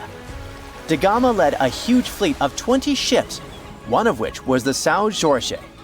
Most of the ship is hidden under layers of coral, and a whole team of scientists are carefully digging trenches to find parts of the ship's wooden frame and hull. We all know some iconic symbols. The Statue of Liberty screams USA. The Eiffel Tower represents Paris. And this mask? Undoubtedly, it's Tutankhamun's, right? Sometimes it feels like historians have squeezed every last drop out of the King Tut story. But guess what? The most obvious details often slip right under our noses. Like the fact that this famous mask didn't actually belong to him, nor was it ever meant for him. Stick with me for the details. Can we get a close-up of that mask? Thanks. See those holes? Yep, they're for earrings. And no, it's not that they had anything against jewelry, but back in ancient Egypt, earrings were typically worn by high-status women or kids. Now, if you know your history, you might say, but Tut was a boy king, wasn't he? You're spot on. He began his reign at just 9 years old. Sadly, that didn't last long as he passed away at a very young age. So when he was 9, he might have worn earrings, but he probably took them off when he hit that no earrings age. Sounds reasonable, right? Actually, not quite. That would have been pretty strange since nobody expected him to pass away young.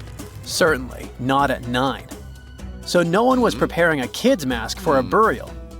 It's this untimely demise that suggests the mask used was simply the best option available when Tut passed away. There are more clues pointing to the idea that the mask was found in a hurry. Let's think about this. Even though Tut was mummified and his body could wait a bit, his loved ones wanted him to reach the afterlife ASAP. Some experts even believe the paint in the tomb was still wet when it was sealed. But look at his mask. It's a masterpiece. There's no way it was made in a rush. It's way more elaborate than other simpler cartonnage pieces. The renowned mask of King Tut stands 21 inches tall, adorned with precious stones, and features a golden beard that weighs 5.5 pounds, making the entire mask 22.5 pounds. Okay, I'm a bit confused here. So it seems like it was probably a kid's mask, but it had a beard? I've never seen a 9-year-old with a goatee, and I'm guessing you haven't either. Just think about it. A grown man's face compared to a kid's face. Fun fact for you, our faces pretty much stopped growing at the age of 16, so by 19, Tut would have definitely had the face of an adult man. Can you imagine trying to fit a relatively small kid's mask on a grown man? That would have been super embarrassing, and no one would have let that happen. Right, let's dismiss the kid's theory. Now the second option, if you remember, is that the mask could have originally belonged to a woman. This is where the beard theory comes into play. Some researchers believe the beard might have been added later on. Here's another twist. What if the mask was actually made for Nefertiti herself, who ended up maskless? In this case, there are two discoveries. Two birds with one stone. For now, it sounds like a conspiracy theory, I know. But let's give it a shot and delve deeper into the details. So, Tut passed away in around 1323 BCE, probably due to malaria. He had other health issues too, like when he broke his leg, and records suggest he wasn't in the best shape. As for Nefertiti, we have no solid data about her demise. Plus, nobody knows exactly when or where she was buried. The supposed year when she passed away is around 1330 BCE, but she could have lived longer, and the mask was intended and prepared for her. Or maybe they just took her mask right from the burial chamber. After all, they were family. Well, sort of. She was said to be his stepmom, having been married to Akhenaten, who was likely Tut's father. But this is not 100% accurate. Some scientists doubt it. Ah, these ancient Egyptian families. It's hard to keep track of who's who. I know, you're not yet convinced that Tut wore a lady's mask. Let me share one more theory with you. Meet Howard Carter, the enthusiastic archaeologist who discovered Tutankhamun's tomb. It was located in the Valley of Kings outside Luxor and, to everyone's surprise, was nearly intact. When he entered, he noticed something odd. This didn't feel like a pharaoh's burial chamber. It was classy and all, but it had a vibe that suggested it was made for a woman. Typically, Egyptian pharaohs had larger tombs that suited them better, and even more strangely, it was oriented to the right of the entrance. This didn't add up.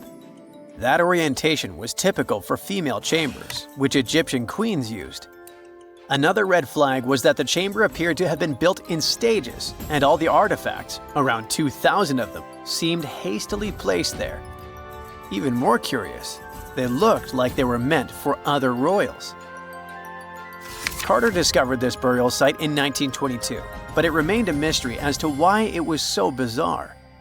Almost a century later, Nicholas Reeves thought he may have solved the puzzle. He claimed that King Tut might not have been the original resident of the tomb. Instead, he suggested that the undisturbed resting place of the legendary Queen Nefertiti could be hidden behind the walls of the boy king's burial chamber. Nicholas studied high-resolution photos for months, meticulously examining every pixel. One day, he focused on detailed scans that revealed the texture of the tomb's walls beneath layers of paint. He spotted what he believed to be outlines of two doorways that had been blocked and plastered over to hide them from view. The more he looked, the more it seemed real. Could it be a tomb within a tomb?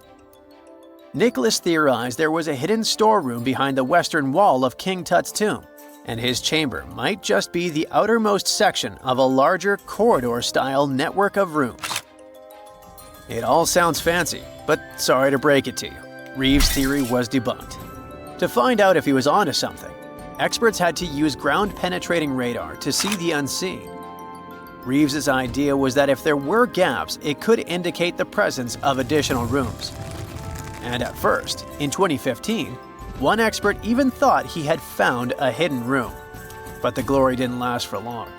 A year later, after double-checking, it turned out there were no hidden doorways.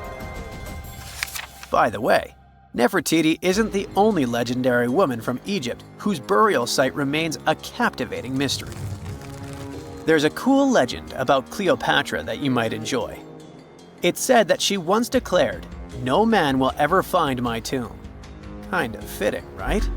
After all, the person who's come closest to uncovering her final resting place is a woman.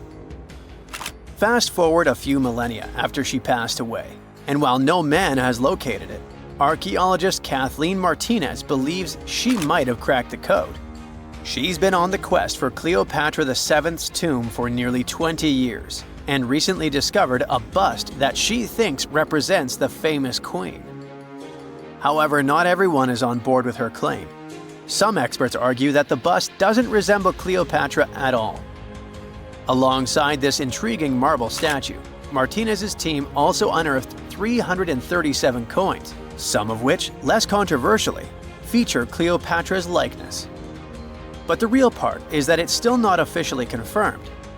There's no doubt about the existence of the small bust. It's carved from white marble, fits in one hand, and shows a woman wearing a royal crown, according to a translated statement from the Egyptian Ministry of Tourism and Antiquities. The big question, though, is who it actually depicts. While Martinez insists this statue is a representation of Queen Cleopatra VII, many other archaeologists argue that the facial features don't match, suggesting it likely belongs to a princess instead. Sorry, I can't resist the temptation of breaking the magic for a moment.